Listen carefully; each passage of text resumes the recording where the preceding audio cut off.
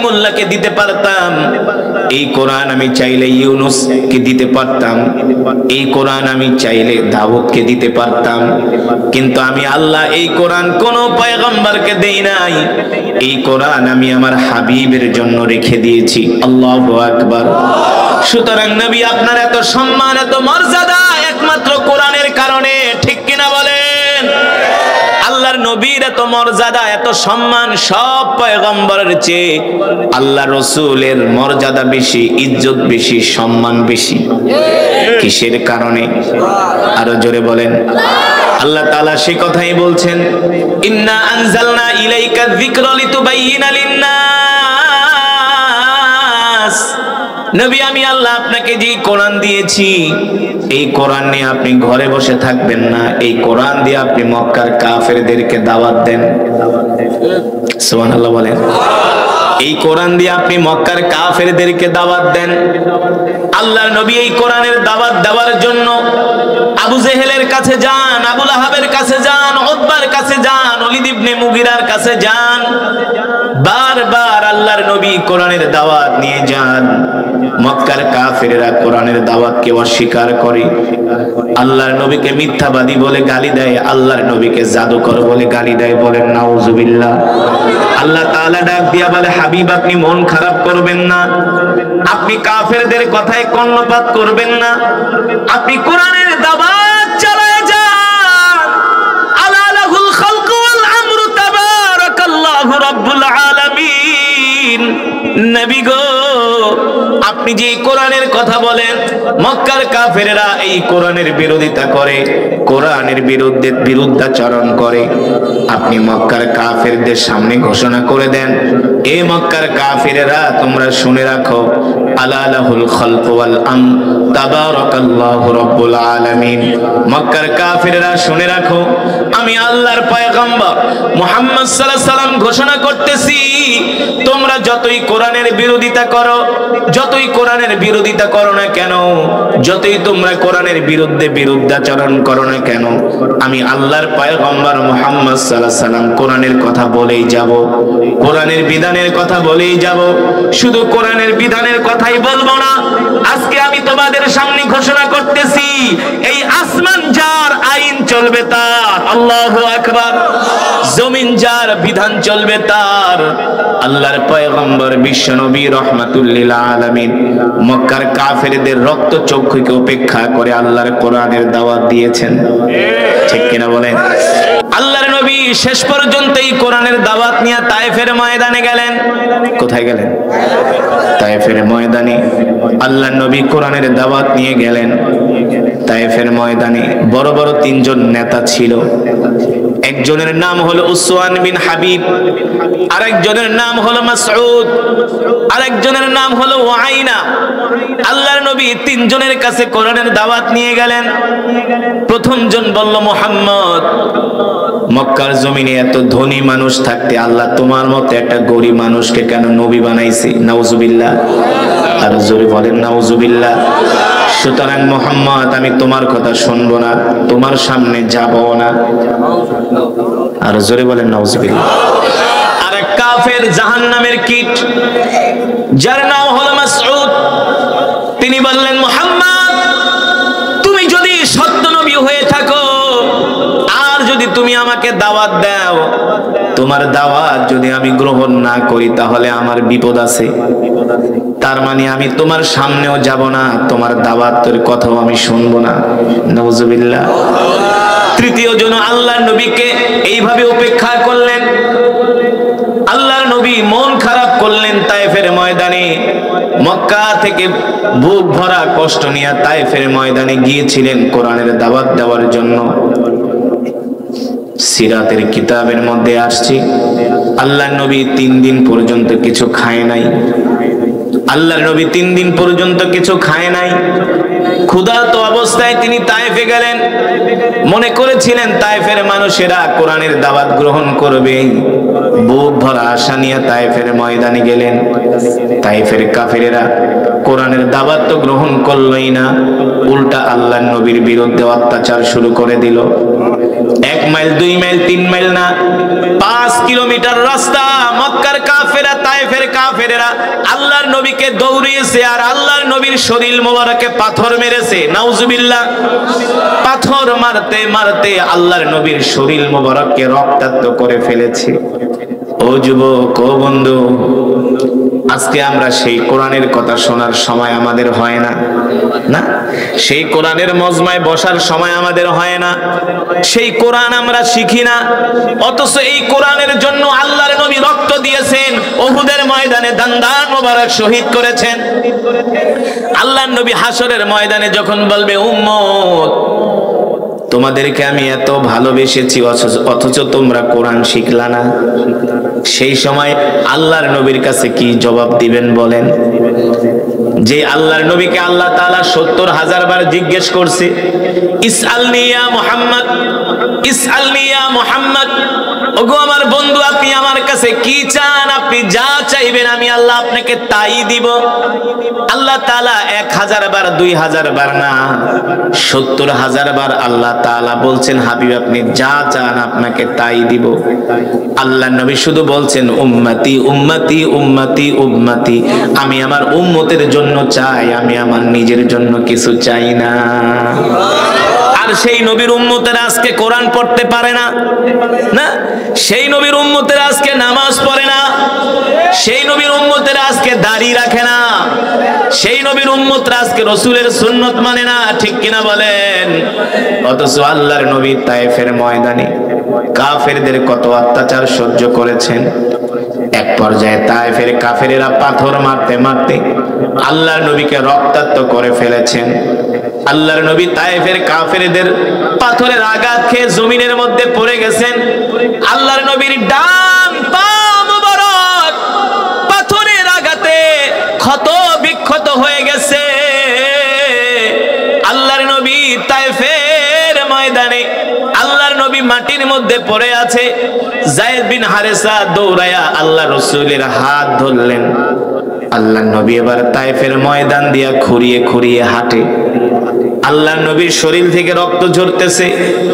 আরশে আজিম থেকে আল্লাহ তাআলা জিবরাইলকে পাঠাইছে, এ জিবরাইল যাও, আমার হাবিবের শরীর থেকে তায়েফের কাফেররা রক্ত ঝরিয়েছে, আমি আল্লাহ সহ্য করতে পারি না।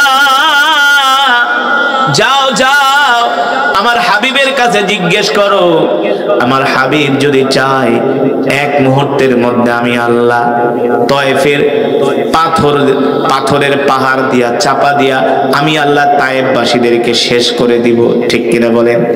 জিবরাইল আয়েশা বলে, ওগো নবীজি, এই যে আমার সাথে যত ফেরেশতাদের দেখতেছেন তারা এই পাথর এই পাহাড়ের দায়িত্বে নিয়োজিত। আপনি যদি বলেন তায়েফবাসীদেরকে দুই দিক থেকে পাথর দিয়া চাপা দিয়া ধ্বংস করে দেওয়া হবে, আল্লাহর নবী আসমানের দিকে হাত উঠায় বলে, আল্লাহুম্মা হদি কওমি ফাইন্নাহুম লা ইয়ালামুন, আল্লাহুম্মা হদি কওমি ফাইন্নাহুম লা ইয়ালামুন। আল্লাহ, আপনি তায়েফবাসীদেরকে ধ্বংস করবেন না, আল্লাহ আপনি তাদের উপরে কোনো আযাব দিবেন না, তাদের উপরে কোনো গজব দিবেন না, আল্লাহ আপনি তাদেরকে হেদায়েত নসিব করেন। হয়তোবা তারা দ্বীনের দাওয়াত গ্রহণ করে নাই, তাদের পরবর্তী প্রজন্ম দ্বীনের দাওয়াত গ্রহণ করবে, ঠিক কিনা বলেন? আল্লাহর নবী যদি প্রতিশোধ পরায়ণ হতেন, আল্লাহর নবী নির্দেশ দিলেই তো তায়েফবাসীদেরকে ধ্বংস করে দিত, তাহলে আমরা এখন আর তায়েফে যায় কোনো মুসলমান পেতাম? এখন আমরা উমরায় গেলে, হজে গেলে তায়েফে যাই কি যাই না?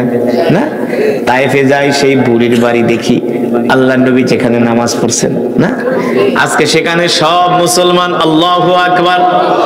মুসলমান সিরাতের কিতাবের মধ্যে আসছে আল্লাহর নবী ক্লান্ত হয়ে গেছে, পরিশ্রান্ত হয়ে গেছে। যায়েদ রাদিয়াল্লাহু তাআলা আনহুকে ডাক দিয়া বলে, যায়েদ দেখো তো আশেপাশে কোনো বিশ্রামের জায়গা আছে কিনা, আমাকে কোথাও নিয়ে বসাও। যায়েদ রাদিয়াল্লাহু তাআলা আনহু আল্লাহর নবীর হাত ধরে একটা আঙ্গুরের বাগানের পাশে নিয়ে আল্লাহর নবীকে বসালেন। আল্লাহর নবী ক্লান্ত শ্রান্ত অবস্থায় একটা বাগানের পাশে গাছে হেলান দিয়ে আল্লাহর নবী বসে আছেন। ওই বাগানের মালিকের নাম ছিল উতবা। নাম কি? নাম শুনছেন উতবা? এই উতবা ছিল আল্লাহ নবীর দুশমন, তার বাড়ি হলো মক্কায়, তার একটা বাগান ছিল তয়েফে। তিনি দেখেন আল্লাহর নবী রক্তাক্ত অবস্থায় তার বাগানে বসে আছে। উতবার মায়া লেগে গেছে, আহ মুহাম্মদকে তায়েফের মানুষ চিনে নাই, না চিনার কারণে মুহাম্মদের গায়ে পাথর মারছে। আরে মুহাম্মদের মতো এত ভালো মানুষ মক্কার জমিনে একজনও নাই। মুহাম্মদ কোনোদিন মিথ্যা কথা বলে না, মুহাম্মদ মানুষের উপকার করে, কারো ক্ষতি করে না। আল্লাহু আকবার। মুহাম্মদ তো এত ভালো মানুষ যিনি কিনা মানুষের বোঝাগুলো নিজের মাথায় বহন করে আগায় দেয়। উতবারই মায়া লেগে গেছে, আত্মীয়তার সম্পর্কের একটা দোল খেতে শুরু করছে। আল্লাহ নবীর প্রতি উতবার মায়া লেগে গেছে। উতবা তার গোলামকে ডাক দিছে, মালি তা এদিকে আসো, যাও যাও, ওই যে যুবক বসে আছে তাকে আমি চিনি, তার বাড়ি হলো মক্কায়, সে আমাদের আত্মীয়, এত ভালো মানুষ, দেখো না তার চেহারাটা চাঁদের চেয়েও সুন্দর। এই মানুষের গায়ে কোনো মানুষ হাত দিতে পারে নাকি? তায়েফের মানুষ চিনে নাই, আহ মুহাম্মদকে মেরে রক্তাক্ত করে ফেলেছে। যাও যাও, এক পেয়ালা আঙ্গুর নিয়ে ওই মুহাম্মদকে দিয়ে আসো। এবার উতবার গোলাম মালি এক পেয়ালা আঙ্গুর নিয়ে আল্লাহ নবীর কাছে আসলেন। আল্লাহ নবী 3 দিন পর্যন্ত কিছু খায় না। আল্লাহ নবী আঙ্গুর দেখে খুশি হলেন। একটা আঙ্গুর তিনি হাতে নিয়ে বিসমিল্লাহ বলে মুখে দিলেন। আর উতবার গোলাম মালি ডাক দিয়া বলে, মিন আইনা জিতা, আপনি কোত্থেকে আসছেন? আল্লাহ নবী বলেন, জিতু মিনাল মক্কা, আমি মক্কা থেকে আসছি। বলে আপনি মক্কা থেকে আসছেন, আপনি কি বললেন? বলে আমি বিসমিল্লাহ বলছি। বিসমিল্লাহ বললেন, এমন শব্দ তো আমি আজ পর্যন্ত কোনো মানুষের মুখে শুনি নাই। সুবহানাল্লাহ বলেন। আল্লাহ নবী বলে, তুমি শুনবা কিভাবে? তুমি কিভাবে শুনবা? এই কথা তো তায়েফের কোনো মানুষের মুখে শোনার কথা, কারণ তায়েফে তো সব কাফের, এখানে তো মুসলমান নাই। মুসলমান থাকলে না বিসমিল্লাহ বলবে? আল্লাহ নবী ডাক দিয়া বলে, তোমার বাড়ি কোথায়? বলে আমার বাড়ি হলো নিনাওয়া শহরে। বলে তোমার বাড়ি যদি নিনাওয়া শহরে হয়, সেখানে আমার একজন ভাই আছে। বলে নাম কি?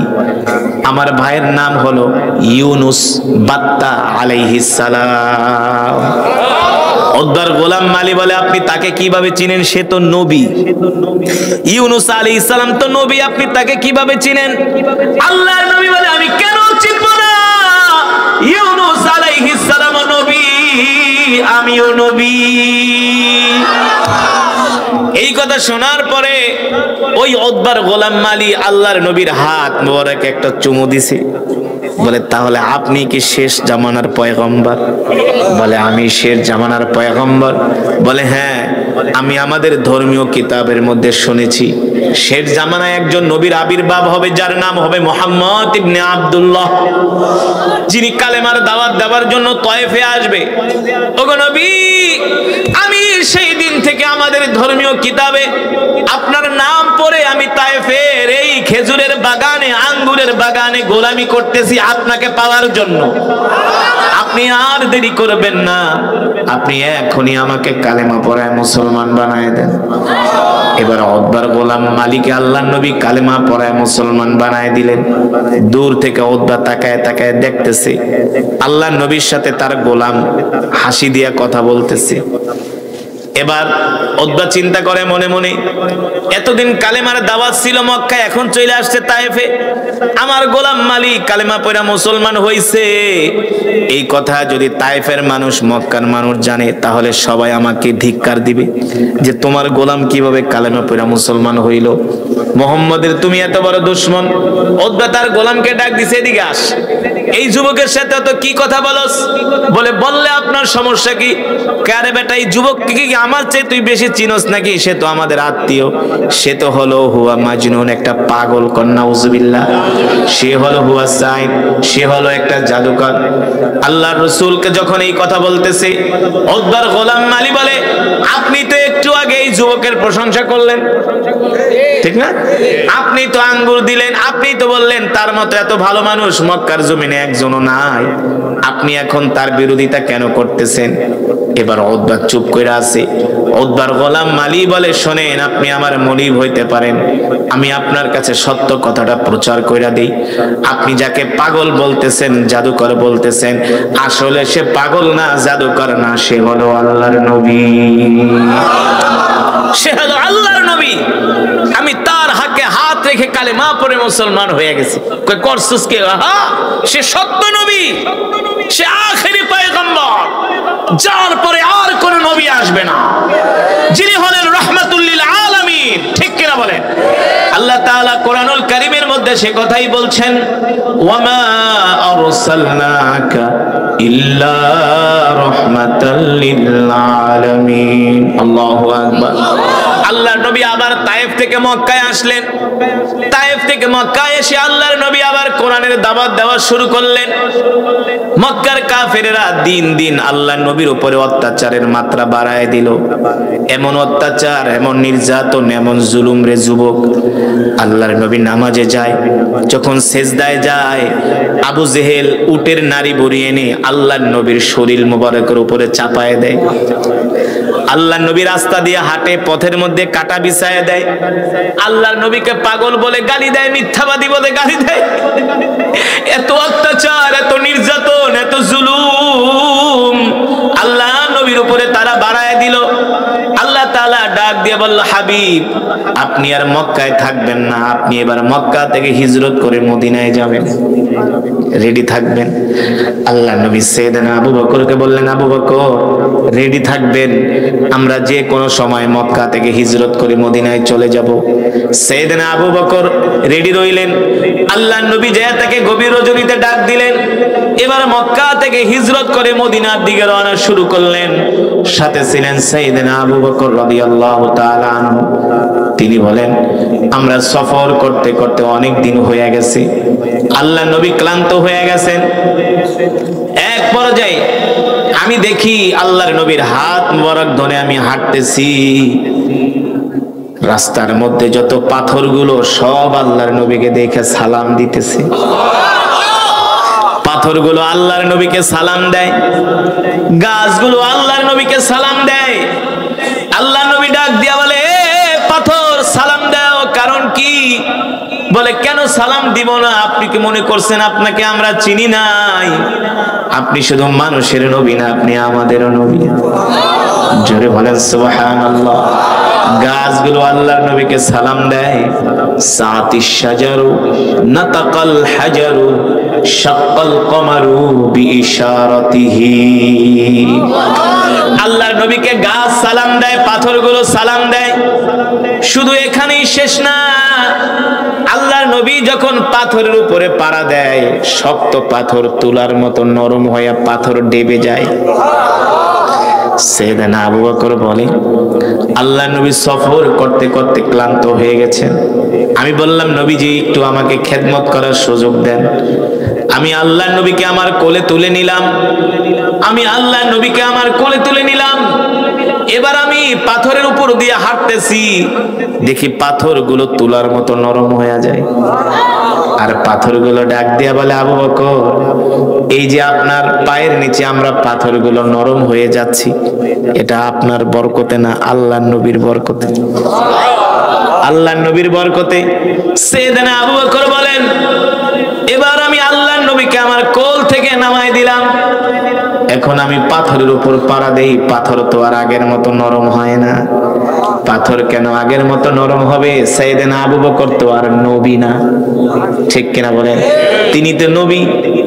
এই কারণে পাথরগুলো তুলার মতো নরম হয়ে যায়। আকাশের মেঘমালা আল্লাহর নবীকে ছায়া দেয়। সুবহানাল্লাহ বলেন। শুধু এখানেই শেষ না রে যুবক, এমন নবীর উম্মত বানায় আল্লাহ আমাদেরকে দুনিয়াতে পাঠাইছে। এর নিয়ামত, আল্লাহ আমাদেরকে এত নিয়ামত দিয়েছেন, কিয়ামত পর্যন্ত সিজদায় পড়ে থাকলে সেই নিয়ামতের শুকর আদায় হবে না, ঠিক কিনা বলেন? হাঁটতে হাঁটতে, চলতে চলতে প্রচন্ড রৌদ্রের তাপ বেড়ে গেল। আল্লাহর নবীর ক্ষুধা লেগেছে, পানির পিপাসা লেগেছে। সাইয়েদনা আবু বকরকে ডাক দিয়া বলেন, আনা জাইউন জিদ্দান, আনা আতাশারুন জিদ্দান। আবু বকর কোনো খাবার দাবার আছে কিনা? খুব ক্ষুধা লেগেছে, আর পারতেছি না এই গরমের ভিতরে হাঁটতে। সেদিন আবু বকর বলল, গো আল্লাহর নবী, খাবার দাবার যা ছিল সব শেষ হয়ে গেছে। আবু বকর কোনো পানি ঠানি আছে কিনা? বলে পানিও নাই, খাবারও নাই। সেদিন আবু বকর বলে, হায় রে আল্লাহর নবী আমার কাছে খাবার চেয়েছে, আমি নবীজিকে খাবার দিতে পারবো না, এর চাইতে আমার কাছে আর কষ্টের কিছু হতে পারে না। সেদিন আবু বকর বলে, আহ এই মরুভূমির মধ্যে কে আমাদেরকে একটু পানি দিয়ে সাহায্য করবে? কে আমাদেরকে একটু খাবার দিবে? আমি টেনশনে পড়ে গেলাম। আল্লাহর নবী ডাক দিয়া বলে, আবু বকর দেখেন এই মরুভূমির মধ্যে কোনো ঘর বাড়ি দেখা যায় কিনা? কি দেখা যায় কিনা? এই মরুভূমির মধ্যে কোনো ঘর বাড়ি দেখা যায় কিনা? সেদিন আবু বকর বলেন, শত শত কিলোমিটার মরুভূমি, এখানে ঘর বাড়ি আসবে কোত্থেকে? এখানে ঘর বাড়ি আসবে কোত্থেকে? সেদিন আবু বকর টেনশনে পড়ে গেলেন। আল্লাহর নবীর জবান মোবারক দিয়া যেহেতু ঘর বাড়ির কথা বের হয়েছে, নিশ্চয়ই এর মধ্যে কোনো কি আছে, নিশ্চয়ই এর মধ্যে কোনো কারণ আছে। সেদিন আবু বকর বলে, আমি 10 কদম দিতে পারি না, সামনে তাকায় দেখি একটা ঘর দেখা যায়। আমি এত খুশি হয়ে গেলাম। আল্লাহ নবীকে বললাম, ওগো নবীজি, ওই যে তাকায় দেখেন একটা ঘর দেখা যায়, একটা বাড়ির মতো দেখা যায়। আল্লাহ নবী বলে, আবু বকর চলে ওই বাড়িতে যে আমরা বিশ্রাম করব, ওই বাড়িতে যে আমরা মেহমানদারি গ্রহণ করব। সেদিন আবু বকর বলে, আমি আল্লাহর নবীর হাত মোবারক ধরে আমি ওই বাড়ির দিকে যেতে শুরু করলাম। যেতে যেতে বাড়ির সামনে গেলাম, দেখি মরুভূমির মধ্যে একটা ভাঙ্গা একটা কুঠুরি, ভাঙ্গা একটা ঘর, ভিতর থেকে দরজা লাগানো। আল্লাহ নবী ডাক দিয়া বলে, আবু বকর যান, ঘরের দরজায় নক করেন। সেদিন আবু বকর বলেন, ইফতাহিল বাব, ইফতাহিল বাব, এ কে আছো? ঘরের দরজা খোলো। ভিতর থেকে আওয়াজ আসে না। 3-4 বার বলার পরে ভিতর থেকে একটা মহিলা কণ্ঠে আওয়াজ আসতেছে, কে গো তোমরা? কোত্থেকে আসছো? কি তোমাদের পরিচয়? কোথায় তোমাদের বাড়ি? কোথায় তোমাদের ঘর? সেদিন আবু বকর বলে, আমরা মক্কা থেকে আসছি, 2 জন মুসাফির মদিনায় যাব, তোমার বাড়িতে আমরা কিছুক্ষণের জন্য মেহমান হব। যিনি ঘরের ভিতরে ছিলেন ওই মহিলা বলে, শোনো, হয়তোবা তোমরা আমার পরিচয় জানো না। আমার নাম হলো উম্মে মাবাদ, আমার স্বামীর নাম হলো আবু মাবাদ। আমার বাড়িতে এখন কোনো পুরুষ মানুষ নাই যে তোমাদেরকে আপ্যায়ন করবে, মেহমানদারি করবে। আমি একা ঘরের মধ্যে একজন মহিলা মানুষ। সাইয়েদনা আবু বকর বলে, শোনেন, যদি তুমি ঘরে একা থাকো তাহলে তোমার কাছে কোনো খাবার দাবার থাকলে আমাদেরকে একটু মেহমানদারি করো। বলে, আনা ফাকিরুন জিদ্দান, আমরা একেবারে একেবারে নিঃস্ব গরিব, আমাদের ঘর বাড়ি দেখে কি বোঝো না? বলে, কোনো খাবার দাবার নাই? কয় না। আরে কি বলো? বলে, খাবার দাবার না থাকলে অন্তত একটু পানি দিয়ে আমাদেরকে মেহমানদারি করো, আমাদের কলিজা, আমাদের পিপাসা নিবারণ করি। ঘর থেকে আওয়াজ আসে, শোনো, আমার স্বামী বকরি চড়ানোর জন্য মাঠে গেছে, আসার সময় কূপ থেকে পানি নিয়ে আসবে। আমাদের ঘরে কোনো পানিও নাই, ঘরে খাবারও নাই, পানিও নাই। আল্লাহর নবী রাহমাতুল লিল আলামিন দেখেন ওই উম্মে মাবাদের ঘরের সামনে একটা বকরি বাঁধা। কি বাঁধা? একটা বকরি বাঁধা। আল্লাহর নবী ডাক দিয়া বলে, আবু বকর, উম্মে মাবাদের ঘরের সামনে একটা বকরি বাঁধা আছে। উম্মে মাবাদকে বলেন, সে যদি অনুমতি দেয় আমরা এই বকরি থেকে একটু দুধ দোয়া 2 জনে খাই, পান করি, ক্ষুধা নিবারণ করি। সাইয়েদনা আবু বকর বলে, উম্মে মাবাদ, ও উম্মে মাবাদ, তোমার ঘরে খাবারও নাই, পানিও নাই, তাহলে তোমার ঘরের সামনে একটা বকরি বাঁধা আছে, তুমি যদি অনুমতি দাও এই বকরি থেকে আমরা একটু দুধ দোয়া 2 জনে পান করি। উম্মে মাবাদ মহিলা মানুষ ঘর থেকে বলে, শোনো পথিক, তোমরা হয়তোবা জানো না, আমাদের ঘরের সামনে যে বকরি বাঁধা আছে এই বকরি হলো একটা অসুস্থ বকরি, হাঁটতে পারে না, চলতে পারে না, দুধ দেবে তো দূরের কথা। আল্লাহ আল্লাহর নবী বলে, আবু বকর আপনি শুধু অনুমতি নেন, এই বকরি থেকে দুধ দোয়ানোর দায়িত্ব আমার। জোরে বলেন সুবহানাল্লাহ। উম্মে মাবাদ তো আর জানে না তার বাড়িতে কে আসছে, ঠিক কিনা বলেন? আল্লাহর নবী যখন আবু বকরকে বললেন, সাইয়েদনা আবু বকর বলে, বোন তুমি শুধু অনুমতি দাও। একবার দুইবার তিনবার বলার পরে মহিলা রাগ করে কথা বললে বোঝো না, ঠিক আছে যাও, তোমরা পারলে অসুস্থ বকরির থেকে দুধ দোয়া দুইজনে পান করো। আল্লাহর নবী বলে, আবু বকর অনুমতি তো আনছেন, এবার উম্মে মাবাদের থেকে একটা পাত্র নিয়ে আসেন, কারণ দুধ দোয়ায় তো একটা পাত্রতে রাখতে হবে। উম্মে মাবাদ ঘরের থেকে একটা ছোট পাত্র দিছে। আল্লাহর নবী বলে, ছোট পাত্রে হবে না, বড় পাত্র আনেন। সাইয়েদনা আবু বকর বলে, বোন একটা বড় পাত্র দাও, ছোট পাত্রে হবে না। মহিলা মানুষ আরো রাগ করছে, এত বারবার বলি অসুস্থ বকরি দুধ দেয় না, আবার বড় পাত্র। ঘর থেকে একটা বড় পাত্র দিয়া উম্মে মাবাদ বলে, আমার সন্দেহ হলো, আসলে দেখি আমার বাড়িতে কে আসছে। উম্মে মাবাদ বলে, আমি ঘরের দরজাটা একটু ফাঁকা করে বাহিরে তাকাইলাম, দেখি আমার ঘরের উঠানে একজন যুবক দাঁড়ায় আছে। তার চেহারা আমি দেখি আর বারবার আকাশের চাঁদের কথা মনে করি, দেখি চাঁদ সুন্দর নাকি এই যুবক সুন্দর। উম্মে মাবাদ বলে, আল্লাহি রব্বিল কাবা, রবের কাবার কসম খায়া বলি, ওই চাঁদের চেয়েও এই যুবক সুন্দর। উম্মে মাবাদ বলে, আমি যুবক মুহাম্মদের চেহারার দিকে তাকাই রইলাম, এখন আমি আর আমার নজর ফিরাইতে পারি না। আল্লাহু আকবার। এত সুন্দর চেহারার মানুষ আমি আজ পর্যন্ত কোনোদিন দেখি নাই। উম্মে মাবাদ আল্লাহর নবীর সৌন্দর্যের বর্ণনা দেয়। উম্মে মাবাদ বলে, মুহাম্মদের চোখগুলো এত সুন্দর, চুলগুলো এত সুন্দর, কত সুন্দর করে কথা বলে, মুস্কি হাসি দেয়, চেহারার ভিতরে কোনো ক্লান্তির ছাপ নাই। মুহাম্মদের চেহারার দিকে তাকাইলে তাকায়া থাকতে মন চায়। আল্লাহু আকবার। সে কথাই তো আল্লাহ কোরআনুল কারীমের মধ্যে বলেন, ওয়া মা আরসালনাকা ইল্লা রাহমাতাল লিল আলামিন। আল্লাহু আকবার। এ দুনিয়ার মানুষ, আমি আল্লাহ তোমাদের জন্য এমন একজন নবী পাঠাইছি, প্রেরণ করেছি তোমাদের মধ্যে, যেই নবী কিনা তোমাদের জন্য রহমত, যেই নবী কিনা তোমাদের জন্য বরকত। আল্লাহ তাআলা পৃথিবীর যত সৌন্দর্য, সব সৌন্দর্য আল্লাহ আমার নবীকে দান করছে। আমার নবীর মতো এত সুন্দর করে আল্লাহ পৃথিবীতে কাউকে সৃষ্টি করে নাই, ঠিক কিনা বলেন?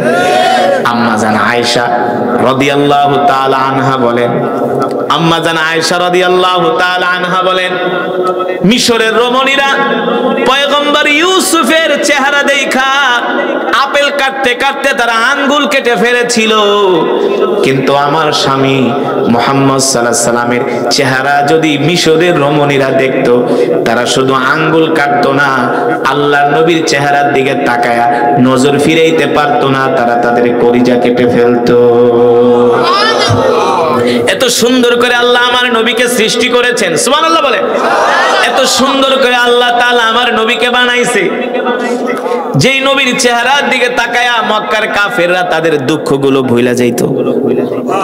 সাহাবীদের যখন ক্ষুধা লাগতো, ক্ষুধা, সাইয়েদনা আবু বকরের যখন ক্ষুধা লাগতো, সাইয়েদনা ওমরের যখন ক্ষুধা লাগতো, তারা আল্লাহর নবীর দরবারে এসে বসে থাকতো, নবীজির চেহারার দিকে তাকায় থাকতো। আল্লাহর নবী তাকায় বলে, আবু বকর এইভাবে তাকায় রয়েছেন কেন? ওমর এইভাবে তাকায় রয়েছেন কেন? সাইয়েদনা আবু বকর ওমর উত্তর দিত, নবীজি ক্ষুধা লেগেছে, ঘরে গিয়েছিলাম, খাবার নাই, আপনার মজমায় এসে আপনার চেহারার দিকে তাকাইলে ক্ষুধার যন্ত্রণা ভুলে যায়। এমন একজন নবী আল্লাহ আমাদেরকে দিয়েছেন। আল্লাহু আকবার। যেই নবী সম্বন্ধে আল্লাহ কোরআনুল কারীমের মধ্যে বলছেন, লাকাদ জাআকুম রাসূলুম মিন আনফুসিকুম আজিজুন আলাইহি মা আনিতুম হারিসুন আলাইকুম বিল মুমিনিনা রাউফুর রহিম। আল্লাহ তাআলা বলেন, দুনিয়ার মানুষ, আমি আল্লাহ তোমাদের জন্য এমন একজন নবী পাঠাইছি, যেই নবী কিনা তার জীবনের চেয়েও তোমাদেরকে ভালোবাসে, যেই নবী কিনা তার পরিবার চেয়েও তোমাদেরকে ভালোবাসে, সুবহানাল্লাহ। যেই নবী কিনা তার আত্মীয় স্বজনের চেয়েও তোমাদেরকে ভালোবাসে, এমন একজন নবী আল্লাহ তাআলা আমাদেরকে দান করেছেন। খুশি নাকি বেজার? এবার উম্মে মাবাদ বলে, আমি ঘর থেকে একটা বড় পাত্র দিলাম, দেখি পয়গম্বর মুহাম্মদ সাল্লাল্লাহু আলাইহি সাল্লাম ওই পাত্র নিয়ে বকরির কাছে যাইতেছে। অসুস্থ বকরি আল্লাহর নবীকে দেখার সাথে সাথে সুস্থ হয়ে গেছে। শুধু সুস্থই হয় নাই, এবার বকরি আল্লাহর নবীকে সালাম দেয়, আসসালামু আলাইকা ইয়া রাসূলুল্লাহ। আল্লাহর নবী বলে, বকরি সালাম দিলা? বলে, সালাম কেন দিব না? আপনি কি মনে করছেন আপনাকে কি চিনি নাই? আপনি শুধু মানুষের নবী না, আপনি আমারও নবী। জোরে বলেন সুবহানাল্লাহ। ওগো নবীজি, আমি ছিলাম অসুস্থ, আপনাকে দেখার পরে আমি সুস্থ হয়ে গেছি। আল্লাহর নবী এবার বকরিকে ডাক দিছে, এদিকে আসো। বকরি দৌড়ায় আইসা আল্লাহর নবীর কোল মোবারকে উঠছে। এবার বকরি তার মাথা মুখটা আল্লাহর নবীর কানের কাছে নিয়ে বকরির মনের দুঃখগুলো বলে।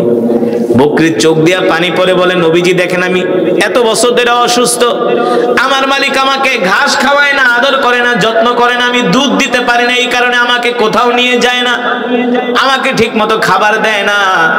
আপনি তো রহমাতুল লিল আলামিন, আপনি তো আমারও নবী, আপনাকে দেখে আমি সুস্থ হয়ে গেছি। আল্লাহু আকবার। এবার আল্লাহর নবী বকরির মাথায় হাত দিয়া বলে, তুমি আর কোনোদিন অসুস্থ হবা না, আল্লাহ তোমাকে দুনিয়াতে যতদিন রাখবে তুমি সুস্থতার সাথে বাঁচবি। আল্লাহু আকবার। উম্মে মাবাদ বলে, আমি ঘর থেকে তাকায় তাকায় দেখি ওই যুবক মুহাম্মদ বকরির সাথে কথোপকথন করতেছি। এবার আল্লাহর নবী ডাক দিয়া বলে, বকরি, আমরা দুইজন মুসাফির, কিছু মনে করো না, তোমার থেকে একটু দুধ দোয়াইতে চাই। বকরি দুই পা দুই দিকে দিয়া বলো, গো নবীজি আপনি আমার থেকে দুধ দোয়া খান। আল্লাহর নবী বিসমিল্লাহ বলে বকরির স্তনে হাত দেওয়ার সাথে সাথে পুরো স্তন দুধে ভরপুর হয়ে গেছে। বকরি ডাক দিয়া বলো, গো আল্লাহর নবী আর দুধের বার সইতে পারি না, তাড়াতাড়ি করে দুধ দহন করেন। এবার আল্লাহর নবী নিজে দুধ দহন করলেন। দুধ দোয়া পাত্র ভরে গেছে, বড় পাত্র। উম্মে মাবাদ সব কিছু তাকায় তাকায় দেখতেছে। হায় রে, এমন আজব মেহমান তো আমরা আজ পর্যন্ত কোনোদিন দেখি নাই। এবার দুধ দোয়ানোর পরে আল্লাহর নবী বলে, আবু বকর পান করেন। সেদিন আবু বকর বলে, না আপনি আগে পান করেন। আল্লাহর নবী বলে, না না না, আপনি আগে পান করেন। দেখেন কেমন নবী, নিজে না খায়া আগে সাহাবীকে খাওয়ায়, আগে সাহাবীকে। আর আমরা হইলে কি করতাম? নিজে বাঁচলে বাপের নাম না। আল্লাহর নবী নিজে খায় না, সাহাবীকে খাওয়া। সাহাবী পান করার পরে আল্লাহর নবী নিজে পান করলেন। আল্লাহর নবী বলে, আবু বকর দেখেন তো দুধের অবস্থা কি। সেদিনা আবু বকর রাদিয়াল্লাহু তাআলা আনহু বলে, ও আল্লাহর নবী, যেমন দুধ তেমন আছে, এক ফোঁটাও কমে না, এক ফোঁটাও কমে নাই। আল্লাহর নবী বলেন, যান এবার দুধের পাত্রটা উম্মে মাবাদের ঘরে দিয়ে আসেন। সেদিনা আবু বকর বলে, উম্মে মাবাদ নাও, তুমি খেও, তোমার স্বামীকে খাওয়ায়ও। আমরা দুইজন চলে গেলাম, আবার মদিনার দিকে যাত্রা শুরু করলেন। উম্মে মাবাদ বলে, আমি আর ঘরে থাকতে পারলাম না, ঘরের দরজাটা খুলে আমি লাফ দিয়া ঘরের উঠানে পড়ে গেলাম। দেখি আমার পুরা বাড়ি জান্নাতের ঘেরানে, খুশবুতে আমার বাড়ি পুরা ঘ্রাণ ছড়ায় গেছে। যুবক মুহাম্মদের শরীরের ঘ্রাণে আমার বাড়ি পুরা ঘ্রাণ হয়ে গেছে, আমার বাড়ির চেহারা পাল্টায় গেছে। বলে, দেখি যুবক মুহাম্মদ মদিনার দিকে যায়, আর আকাশের মেঘমালা যুবক মুহাম্মদকে ছায়া দেয়, তার শরীরে রৌদ্রের আলো লাগে না, তার শরীরে রৌদ্রের আলো লাগে না। আমি ডাক দিয়া বলে, এ মেহমান, বরকতের মেহমান, তোমরা যেও না, তোমাদের মতো বরকতের মেহমান আমি আজ পর্যন্ত কোনোদিন দেখি নাই। আল্লাহু আকবার, জোরে বলেন আল্লাহু আকবার। যখন বিকাল বেলা হয়ে যায়, উম্মে মাবাদের স্বামী আবু মাবাদ বকরি চড়ায় বাড়িতে আসে। আয়েশা দেখে বাড়িতে ঘ্রাণ আর ঘ্রাণ। স্ত্রীকে ডাক দেয়, ইয়া জাওজি তাল উখরুজ মিনাদ দার, দরজা খুইলা বাইরে আসো, ব্যাপার কি আজকে বাড়িতে এত ঘ্রাণ?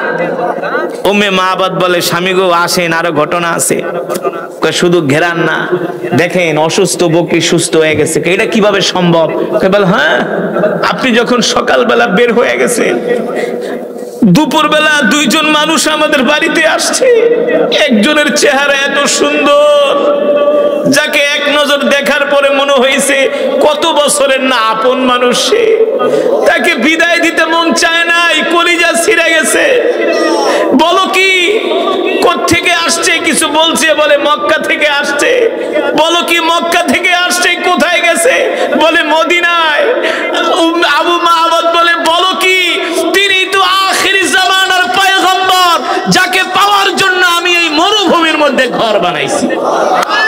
আর থাকবো না এখানে, চলো তাড়াতাড়ি করে মদিনায় যায়া সেই নবীর হাতে হাত রেখে কালেমা পড়ে মুসলমান হয়ে যাব। মুসলমান যুবক সেই নবীকে পাওয়ার জন্য আবু মাহবাদ, উম্মে মাহবাদ এবার তারা ঘর বাড়ি ভাঙিয়া সবকিছু লইয়া মদিনায় চলে গেছে। মদিনায় যায়া নবীজির হাতে হাত রেখে কালেমা পড়ে মুসলমান হয়ে গেছে। তারা ইসলামের জন্য কত কষ্ট করেছে, আর আমাদের কোনো কষ্ট করতে হয় নাই। বিনা কষ্টে বিনা পরিশ্রমে আল্লাহ আমাদেরকে বিশ্ব নবীর উম্মত বানাইছে। খুশি নাকি বেজার? খুশি নাকি বেজার? শুধু নবীজির উম্মত হয়েছি, উম্মত হয়ে কি জান্নাতে যাওয়া যাবে? নবীজির সুন্নত মানতে হবে না? তাহলে আজ থেকে আমরা যতদিন বাঁচবো আল্লাহ নবীর সুন্নত গুলো মানবো, 5 ওয়াক্ত নামাজ আমরা জামাতের সাথে আদায় করব ইনশাআল্লাহ। নামাজ কয় ওয়াক্ত? জোরে বলেন কয় ওয়াক্ত? 5 ওয়াক্ত নামাজ।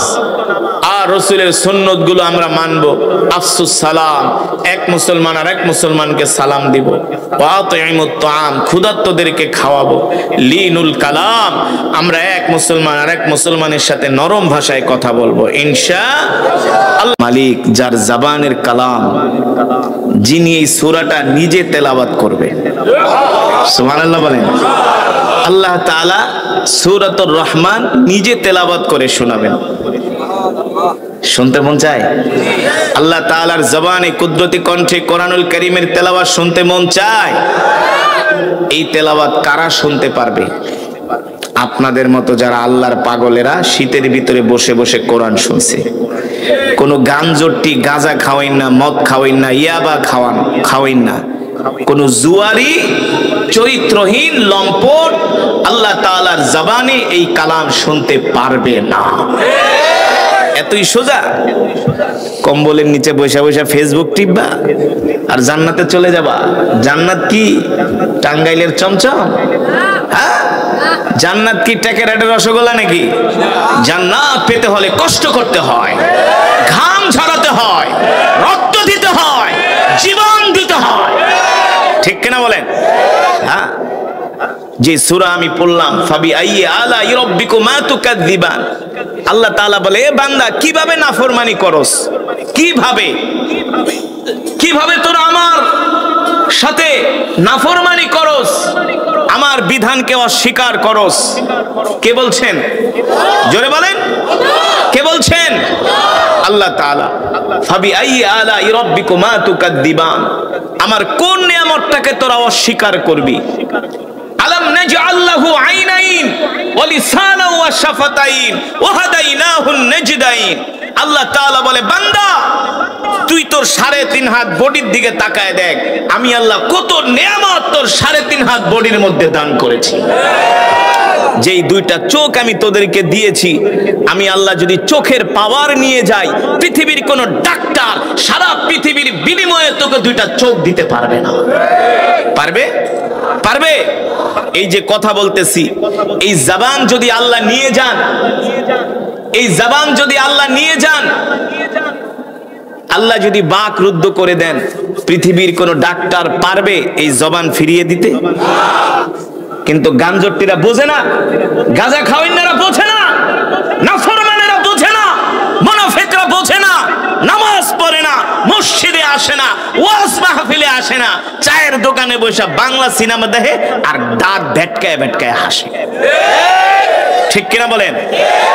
মসজিদের কাছেই চায়ের দোকান, চায়ের দোকানে মানুষের অভাব নাই, অথচ মসজিদে মুসল্লি নাই। হ্যাঁ, কথা বলেন। আল্লাহ তাআলা বলছেন কোরআনে, আল্লাহ রাগ করে বলছেন, ইয়া আইয়ুহাল ইনসানু মা গাররাকা বিরাব্বিকাল কারীম। এ মানুষ, পৃথিবীর কোন শক্তি তোকে আমার কাছ থেকে দূরে সরায় রাখে? আল্লাযী খালাকাকা ফাসাওয়াকা ফাআদালাক, আমি আল্লাহ তোমাদেরকে সুন্দর করে সৃষ্টি করেছি, সুগঠিত করেছি। ফি আইয়ি সূরাতিন মা শাআ রাক্কাবাক, আমি আল্লাহ যেমন চেয়েছি তেমন করে তোমাদেরকে বানিয়েছি। ঠিক কিনা বলেন? পৃথিবীতে মিলিয়ন মিলিয়ন বিলিয়ন বিলিয়ন মানুষ আছে, কারো চেহারার সাথে কারো চেহারা আছে। বাংলাদেশের আওয়ামী লীগের একজন এমপি ছিল হাজী সেলিম, ওর টাকার অভাব আছে? হ্যাঁ, পুরান ঢাকার 3 ভাগের 1 ভাগে মনে হয় ওর সম্পদ, কিন্তু কথা বলতে পারে না। আদালতে উঠেছে না করে কথা বলে, কথা বলতে পারে না। এই হাজী সেলিমকে যদি বলা হয় তোমার সম্পদের অর্ধেক দিয়া দাও, তোমারে জবান দিব, সে তাতেও রাজি। কিন্তু পৃথিবীর কোন ডাক্তার পারবে না। এই কারণে ডাক্তাররা সহজে নাস্তিক হয় না। একটা কথা মনে রাখবেন, ডাক্তাররা সহজে কি হয় না? নাস্তিক হয় না। যারা হিউম্যান বডি নিয়ে কাজ করে, মানুষের শরীর নিয়ে যারা চিকিৎসা করে, তারা কখনো, এগুলো আমার হাতে দেওয়া লাগবে না, আপনার কাছে রাখেন। যারা হিউম্যান বডি নিয়ে কাজ করে, যারা ডাক্তার, তারা কখনো নাস্তিক হয় না। কারণ তারা জানে এই শরীর 3.5 হাত বডি পৃথিবীর কোনো বানানো মানুষের। ডাক্তার যখন চিকিৎসা করে, আপনি বলবেন ডাক্তার আমি কি সুস্থ হব? ডাক্তার কি বলে? 1 বার 2 বার 3 বার শোনার পরে বলে আল্লাহ ভালো জানে। ঠিক কিনা বলেন? তারপরে যারা পাইলট, তারা কখনো নাস্তিক হয় না। গাজীপুরের এক মাহফিলে, আমার এক মাহফিলের প্রধান অতিথি ছিল পাইলট। তিনি 32 বছর ধরে বিমান চালায়। কত বছর? 32। গাজীপুর বাড়ি, 32 বছর ধরে বিমান চালায়। আমি পাইলটকে যখন পেলাম মাহফিলে, 1 থেকে 1.5 ঘন্টা আমি তার সাথে আলাপ করলাম। ভাই বিমান চালান, একটু বলেন না, আকাশে যখন ওড়েন তখন কেমন লাগে? বলে হুজুর যত উপরে যাই তত আল্লাহ তাআলার নিদর্শন দেখতে পাই। পরে আমরা বিমান ল্যান্ড করার 1 মিনিট আগেও আমরা বলতে পারি না যে আমরা নিরাপদে পৌঁছতে পারবো কিনা, এই গ্যারান্টি আমরা দিতে পারি না। বলে আমরা আল্লাহ তাআলার উপর ছেড়ে দিই। আমি হজে যাচ্ছি, হজ না ওমরা সফরে যাচ্ছি। একজন বিমানের পাইলট, বিমান ক্রু যারা খাবার দেয়, বালা বলে মেয়েদের ক্রু যারা ছেলে, একজন বয়স্ক লোক উত্তরায় ওনার বাসা। উনি আমাকে দেখে দৌড়ে আসছে, বলে হুজুর আমি তো আপনাকে চিনি, আমি সব সময় আপনার তেলাওয়াত শুনি।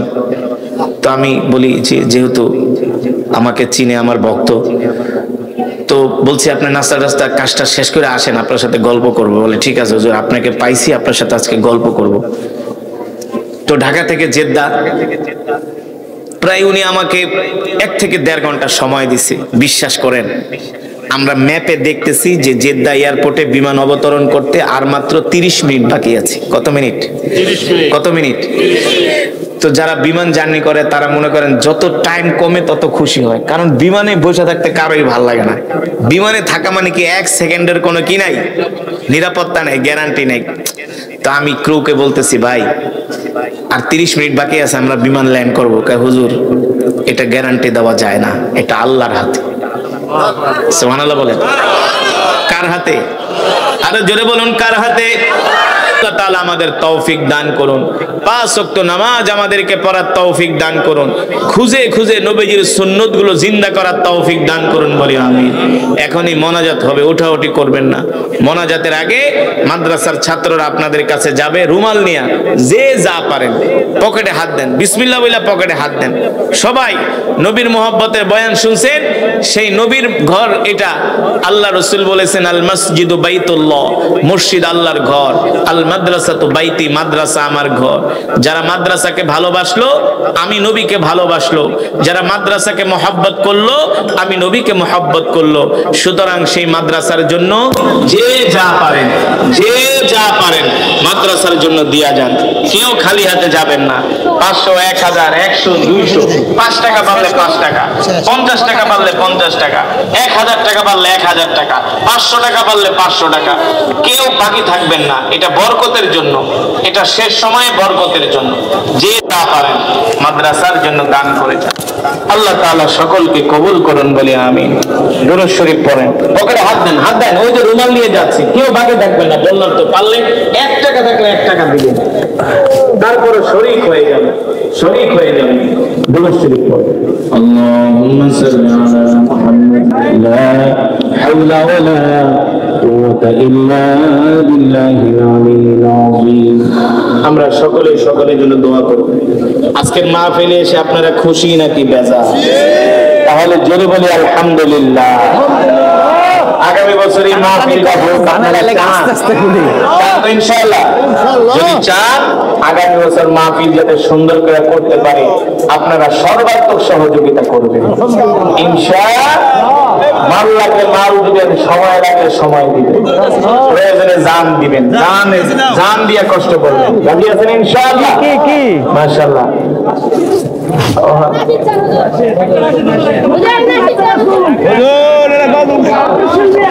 আরে আমার আগের বক্তা কইয়াও তো আমার জ্বালায় ফেলাইছে।